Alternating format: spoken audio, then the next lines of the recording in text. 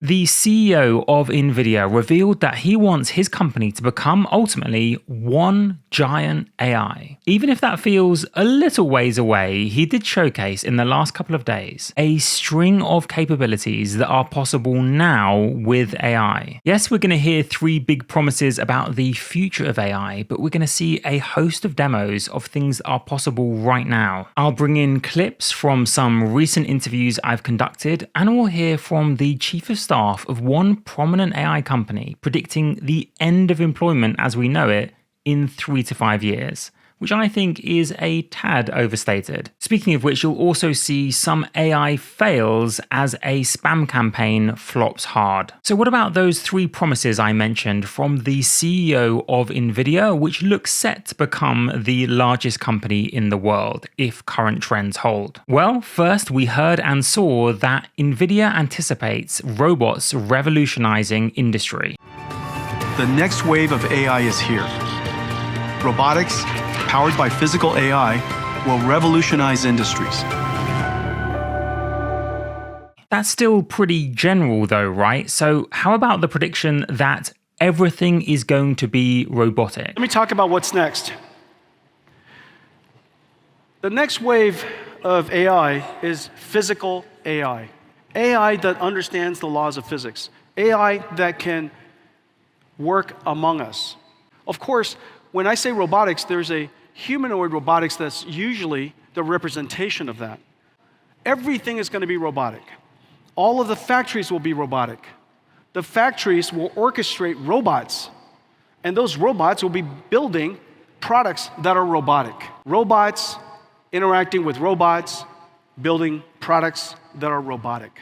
And of course, we don't just have robots building robots, we have artificial intelligence improving artificial intelligence. Here is Jensen Huang on a separate, less reported occasion, promising to turn Nvidia into one giant AI. We can't design a chip anymore without AI. At night, our AIs are exploring design spaces vast and wide that we would never do ourselves because it costs too much money to explore it. We can't write software without AI anymore. We have to explore all the design space of optimizing compilers is too large. We use AIs to file bugs. So our bugs database actually tells you what's wrong with the code, who's likely involved, and activates that person to go fix it. So I think I want every organization in our company to use AI very aggressively. I want to turn Nvidia into one giant AI. But it's well past time that I become a bit more concrete about what models can do right now, today. Here is a 30-second clip from Nvidia that actually undersold what AI is capable of. Multimodal LLMs are breakthroughs that enable robots to learn, perceive, and understand the world around them and plan how they'll act. And from human demonstrations, robots can now learn the skills required to interact with the world using gross and fine motor skills. But how was that underselling the capabilities of AI? It looked pretty impressive, right? Well, they focused on AI learning from human demonstrations. But if you've watched my Dr. Eureka video recently, you'll know that it's not just about LLMs coming up with high-level plans and then relying on human demonstrations to exercise fine-grained robotic control, in this case of a robot dog. LLMs are actually really good at programming the RoboDog to, in this case, stay balanced on a moving rolling yoga ball. And I spoke with Jason Ma, the lead author of the Dr. Eureka paper, which was made in collaboration with Nvidia, about how that will only accelerate. Robot capabilities will be bootstrapped by large language models. And I think that's the most interesting thing of using LM for robotics, honestly. Like, there's a lot of work in using large language models for robotics in the high-level planning category. I can plan the sequence of tasks the robot needs to do, but I think fundamentally the bottleneck for robotics is still like the low-level physical control, right? The LM can tell the robot to cook some food, but if the robot can't even pick up a knife properly, it's not going to work. But I think a lot of Eureka line of work, where my work is focused on how do we use this highly capable reasoning, coding, text models multimodal models to supervise the low-level learning. So the robots can do the very complex tasks in the first place. And I think that will only accelerate. The key edge that AI has is that it can iterate thousands and thousands of times in parallel in simulation until it's got a program it's happy with. And dipping back into the virtual world for a moment, how about the long-awaited promise of being able to interact live with video game characters? The foundation of digital humans are AI models built on multilingual speech recognition and synthesis, and LLMs that understand and generate conversation. 你们部落有什么特别的习俗吗？我们有丰富的祭祀仪式和传统舞蹈，还有对大自然的崇拜。And speaking of realism, before I get to the latest clips from Nvidia, here's me speaking 6 weeks ago about how good lip syncing was getting. Using just a single photo of you, we can now get you to say anything. Have you ever had, maybe you're in that place right now where you want to turn your life around and you know somewhere deep in your soul there could be some decisions that you have to make. I have to remind myself that these aren't projections, this is what is currently possible. Imagine that accuracy of lip syncing on a digital human of this level of realism. Lifelike appearances, enabling real-time path-traced subsurface scattering to simulate the way light penetrates the skin, scatters, and exits at various points, giving skin its soft and translucent appearance. I do wonder sometimes how many decades away we are from a time where you could be speaking to someone and not be entirely certain in the real world whether or not they are embodied AI. I might previously have said that's 100 years away, but now I think it might be in my lifetime. But I'm off track because I promised more demos of things that are possible with AI today. So how about a weather report that's localized to your building, your pavement? But we are not stopping there.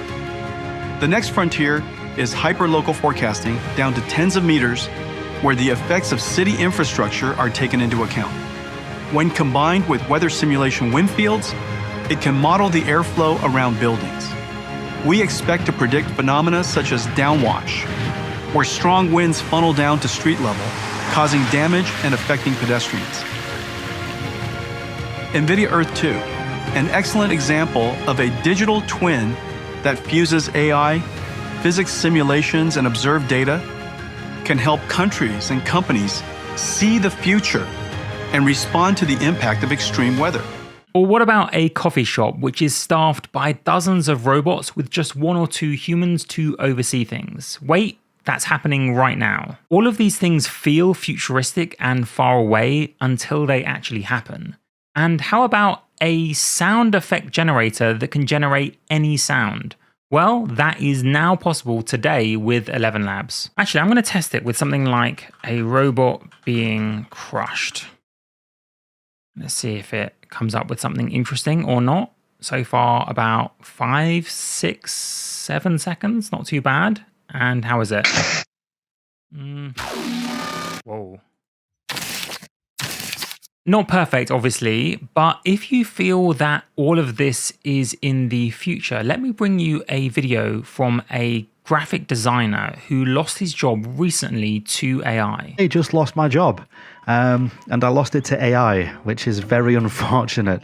I think many people joke about the fact that, oh, AI is going to take all our jobs and we're all going to get replaced, and especially within my industry, which is graphic design. And it turns out basically all of the material that I've provided over the past 6 years is now being fed to AI and templated.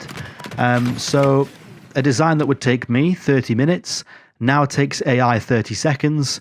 As it's been trained on all my templates. Essentially, I think it just literally reuses my templates, and then they can input the hex codes they want the email or the website design to be, drag and drop in the client's logo, upload the client's font, and boom, it will generate my template by using their brand assets. It's a reminder that even though almost all AI needs human-generated training data to get started, they don't necessarily need more of it to keep going. Or to put it another way, this is the worst that AI, embodied or not, will ever be. Which is probably why some people, including the chief of staff to the CEO of Anthropic, makers of the Claude chatbots, think that this will massively impact the short-term outlook on employment. This article by that chief of staff, Avital Balwit, came out just 2 weeks ago. While I think the outlook isn't quite this stark, here's what she had to say. She predicted these next 3 years might be the last few years that I work. I stand at the edge of a technological development that seems likely, should it arrive, to end employment as I know it. And she makes the point that would have been relevant to that graphic designer we just heard from. The economically and politically relevant comparison on most tasks is not whether the language model, or I would say the embodied AI, is better than the best human. It's whether they are better than the human who would otherwise do that task. Doesn't have to be perfect, in other words, just has to be a bit cheaper. She makes the somewhat common prediction by now that things like copywriting, tax preparation, and customer service will be heavily automated. But let me give you 2 examples how the future is a bit more unpredictable than it can sometimes seem. First, I remember the frenzied reporting on this report from the think tank, the IPPR, here in Britain. According to the headline, at least, they were warning of an AI jobs apocalypse. But the very next day, I contacted the lead author, Carsten Young, and we had a detailed discussion for AI Insiders. First, he said head on that he was disappointed by the media's coverage. No, I'm not fully happy with how this is being covered, both our report but in general, because it can sound very scary. And I think just scaring people doesn't necessarily lead to incremental, thoughtful policy progress. When people talk about jobs apocalypse, I think some people might just switch off and throw up their hands and say, oh God, we're all doomed. Whereas what we try to do in the report is actually to say there's a range of scenarios, and it's not some kind of external event like a pandemic that's like happening to us and it's all doom and gloom, but it's actually a thing that totally depends on decisions by policymakers, but also by organizations that implement AI. Then we discussed how a more likely medium-term outcome is wage inequality. In short, low wages for many, but not for those who utilize AI to boost their productivity. So those that remain in work, their productivity will be hugely aided by AI. So you have this wage inequality aspect. But then, of course, and I think this is also Sam Altman's point, is that profits are likely going to go up. So we have lower labor costs. AI likely is able to do things more cheaply. So profits will go up. So those that own companies will have higher returns, and so wealth inequality will likely go up. And the second cautionary tale about how AI's impacts, say, on jobs can sometimes be overhyped actually comes from OpenAI itself, albeit unintentionally. When we're talking about good things, we talk about customer service being revolutionized and productivity accelerating. But when the focus is on people using AI for nefarious purposes, suddenly the AI is kind of useless. This was a report released by OpenAI a few days ago about how some bad actors were trying to generate disinformation campaigns en masse. OpenAI terminated those accounts but gave a summary of the impact of these campaigns using the GPT models. There was no significant audience increase due to our services.